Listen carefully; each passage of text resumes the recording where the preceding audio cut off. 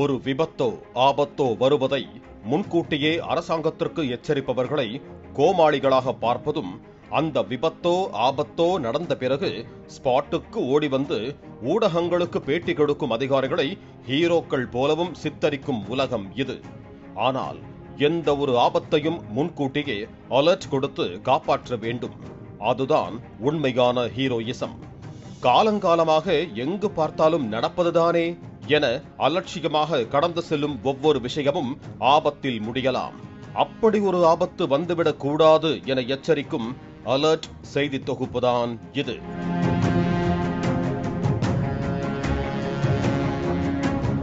கிருஷ்ணகிரி நகரை சுற்றி 15க்கும் மேற்பட்ட சிறிய மற்றும் பெரிய தனியார் பள்ளிகள் செயல்பட்டு வருகின்றன. இந்த பள்ளிகளில் பயிலும் மாணவ மாணவிகள் பள்ளிக்கு சென்று வர அந்தந்த பள்ளியின் சார்பில் குறிப்பிட்ட தொகையை பெற்றோரிடம் கட்டணமாக பெற்று வேன் வசதி ஏற்பாடு செய்யப்பட்டுள்ளது. கிருஷ்ணகிரி நகரில் உள்ள அரசு ஆண்கள் மற்றும் பெண்கள் மேல்நிலைப் பள்ளியில் 6ஆம் வகுப்பு முதல் 12ஆம் வகுப்பு வரை உள்ளதால் மாணவ மாணவிகள் பெற்றோருடன் இருசக்கர வாகனங்களிலும் அதேபோல சைக்கிள்களிலும் வந்து செல்கிறார்கள்.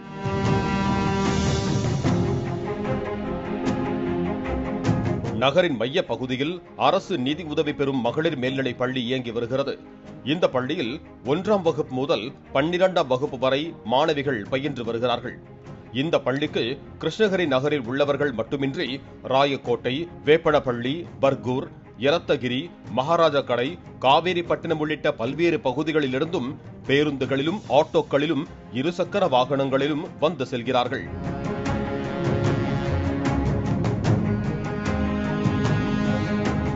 கிருஷ்ணகிரி நகரில் உள்ள ஜக்கப்பன் நகர், பழையப்பேட்டை, பெரியார் நகர், சேலம் சாலை, சென்னை சாலை, சேலம் மேம்பாலம் பகுதி, பழையப்பேட்டை, லண்டன் பேட்டை, நியூ ஹவுசிங் போர்டு, ராயக்கோட்டை சாலை உள்ளிட்ட பகுதிகளில் இருந்து பள்ளிக்கு வரும் மாணவ மாணவிகளை பெரும்பாலும் ஆட்டோக்களில்தான் பெற்றோர்கள் அனுப்பி வைக்கிறார்கள்.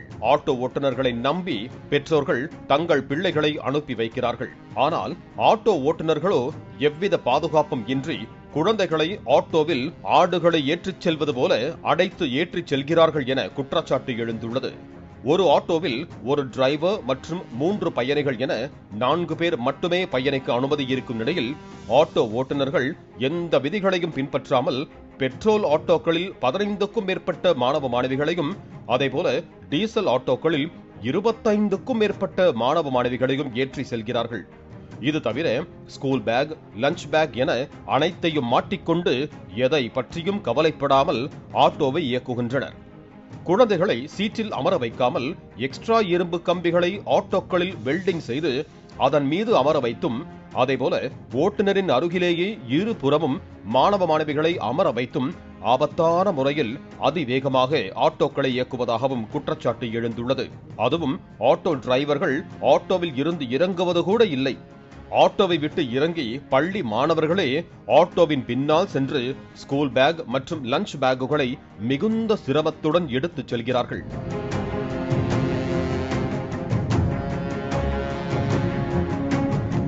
மேலும் உரிய நேரத்தில் பள்ளிகளுக்கு செல்ல வேண்டும் என்பதால் ஒன் வே உள்ளிட்ட பகுதிகளில் ஆட்டோ டிரைவர்கள் பூந்து விளையாடுகிறார்கள். கிருஷ்ணகிரி நகர பகுதி மற்றும் சுற்று வட்டாரத்தில் சுமார் 1500க்கும் மேற்பட்ட ஆட்டோக்கள் இயங்கி வருகின்றன. இதில் பெரும்பாலும் FC செய்யாமலும் இன்சூரன்ஸ் உள்ளிட்ட ஆவணங்கள் இன்றியும் இயங்குகின்றன. மேலும் ஆட்டோ ஓட்டுநர்கள் பலர் சீருடை அணியாமலும் ஓட்டுநர் உரிமம் இல்லாமலும் ஆட்டோவை இயக்குகின்றனர். இதையெல்லாம் கண்காணிக்க வேண்டிய போக்குவரத்து காவல்துறை இதுவரை ஆட்டோக்கள் மீது வழக்கு பதிவு செய்து நடவடிக்கை எடுக்காமல் மௌனம் காத்து வருகிறது. இது குறித்து சமூக ஆர்வலர்கள் சொல்வதை கேட்கலாம். கிருஷ்ணகிரியில பாத்தீங்கன்னா போக்குவரத்து சாலைகள்ல போக்குவரத்து சிக்கல் ஏகப்பட்டதா இருக்கு. அதுவும் காலையில பீக் ஹவர்ஸ் அண்டு சாயங்காலம் ஸ்கூல் விடுற டைம், ஆஃபீஸ் அந்த டைமிங் எல்லாம் விடுற நேரங்கள் பார்த்தீங்கன்னா ரோட்ல போயிட்டு வர்றதே பெரிய விஷயமா இருக்கு. அதுவும் பள்ளி குழந்தைகளை பேரண்ட்ஸ் படிக்க வைக்கிறதுக்கு எங்கேயா அந்த ஆர்சி ஸ்கூலு இந்த மாதிரி ஒரு குறிப்பிட்ட ஸ்கூல்லே போய் அங்கதான் படிப்பு நல்லா இருக்குன்ற எண்ணத்தோடவே எல்லாம் போய் அங்கே சேர்த்துறாங்க. ரெண்டாவது ஆட்டோ அரேஞ்ச் பண்றாங்க. அது எவ்வளோ பேர் போனாலே அவங்க கண்டுக்கிறது இல்லை. அதை பற்றி ஆட்டோவுக்கு ஒரு காசு வாங்குறாங்க, அதை கொடுத்துட்றாங்க. ஆனால் எவ்வளோ பேர் போகிறாங்க என்ன ஏதுன்றதை பேரண்ட்ஸும் கவனிக்கிறதில்ல. அவங்களுக்கு தேவை அந்த ஸ்கூலுக்கு ஃபுல்லாக போனால் சரி. அந்த மாதிரி ஒரு ஆபத்தான பயணம் உள்ள பிள்ளைங்கள்லாம் இருக்குது. பக்கம் பார்த்தீங்கன்னா 1.5 அடி 2 அடிக்கு சுற்றி லஞ்ச் பேகு, ஸ்கூல் பேகு எல்லாமே சுற்றி தொங்கிட்டு தான் போகுது. இந்த ஆர்டிஓன்ற ஒருத்தர் இந்த ஊரில் இருக்கிறாரா என்னன்னுலாம் தெரியல. ஏதோ நம்ம பேப்பரில் பார்க்கும்போது ஆர்டிஓ இருக்கிறாருன்றது நம்ம தெரிஞ்சுக்கிறோம். வருஷத்துக்கு ஒரு முறை சாலை பாதுகாப்பு வாரம்னு சொல்லி கலெக்டர், ஆர்டிஓ, எஸ்பி எல்லாம் வந்து கொடியாட்டி இந்த பிள்ளைங்களை வெயிலில் வந்து ஊரை சுற்றி ரவுண்டாக நடக்க வச்சு கூப்பிட்டு போயிட்டாங்கன்னா முடிஞ்சுது அவங்க சாலை பாதுகாப்பு. அவ்வளோதான். மற்றபடி ஒவ்வொரு நாளும் எங்கேயாவது ஒரு விபத்து, ஏதாவது ஒரு பிரச்சனை வந்துக்கிட்டே தாங்குது. தமிழ்நாடு முழுசும் அத்தனை மாவட்டத்துலேயும் வந்து ஷேர் ஆட்டோ வந்து மேஜிக் இந்த மாதிரி டெம்போ வேன் மாதிரி டைப்பில் ஷேர் ஆட்டோ பர்மிஷன் கொடுத்துருக்காங்க. கிருஷ்ணகிரி மட்டும் 3 வீலுக்கு மேலே நீங்கள் ஷேர் ஆட்டோ பர்மிஷனே தரல. இது டிஸ்ட்ரிக்ட் ஆகி பல வருஷம் ஆகுது. ஊரே பெருசாகி போச்சு, நிறைய போக்குவரத்து இருக்குது. இங்கே ஏன் அந்த மேஜிக் டைப்பில் வேன் டைப்பில் நீங்கள் ஷேர் ஆட்டோ பர்மிஷன் கொடுக்கக்கூடாது? ஆபத்தான விஷயத்தில் இந்த 3 பேர் போக வேண்டியது பர்மிட் தான் ஆட்டோ.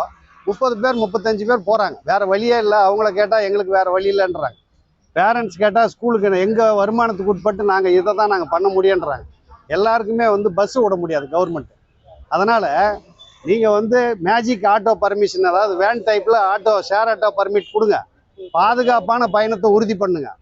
பத்தாத்துக்கு இந்த டிராஃபிக் போலீஸுங்க வந்து இருக்கிறாங்களா இல்லை எல்லாமே அந்த ஒயின் ஷாப் எல்லாம் ஊரை தள்ளி போட்டதுனால எல்லாம் அங்கேயே இருக்கிறாங்க மாதிரி. ஊரில் நீங்கள் எங்கேயுமே டிராஃபிக் போலீஸு உள்ளே பார்க்க முடியறதில்ல. அவங்க பாட்டுக்கு நின்னா சில இடத்துல செல்லை நோண்டிக்கிட்டு அவங்க பாட்டுக்கு ஏதாவது டைம் பாஸ்க்கு நிற்கிற மாதிரி தான் நிற்கிறாங்க. விட்டாக்க ட்ரங்க் அண்ட் டிரைவுக்காக அங்கே போய் வேட்டைக்கு போயிடுறாங்க.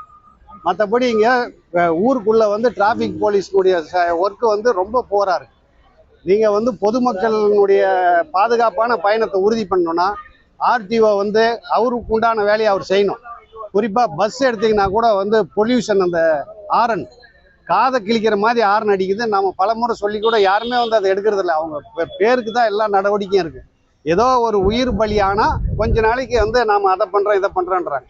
அதனால் இது வந்து கண்டிப்பாக அரசாங்கம் இதில் தலையிட்டு உரிய அதிகாரிகளினுடைய வேலை வாங்கணும். வேலையும் செய்யட்டும். அவங்க சம்பளம் வாங்குறதுக்கு அவங்களுக்கு என்ன உரிமை இருக்கோ அந்த வேலையை செய்யட்டும். அவங்க உரிமையை எடுத்துன்னு ஒரு ஆட்டோ டிரைவரோ பஸ் டிரைவரோ ஆர்டிஓ வேலை பார்க்க முடியாது. அவங்க தான் பார்க்கணும். தயவு செஞ்சு இதை ஒரு போர்க்கால நடவடிக்கையாக இதை எடுக்கணும். அவ்வளோதான். பள்ளி வாகனங்களை விட கட்டணம் குறைவு என்பதால் ஷேர் ஆட்டோவை பெற்றோர்கள் பயன்படுத்துகிறார்கள். ஆட்டோவில் செல்லும் குழந்தைகள் எங்கு உட்கார்ந்து செல்கிறார்கள் என்பதை பெற்றோர்கள் கவனிக்க வேண்டும்.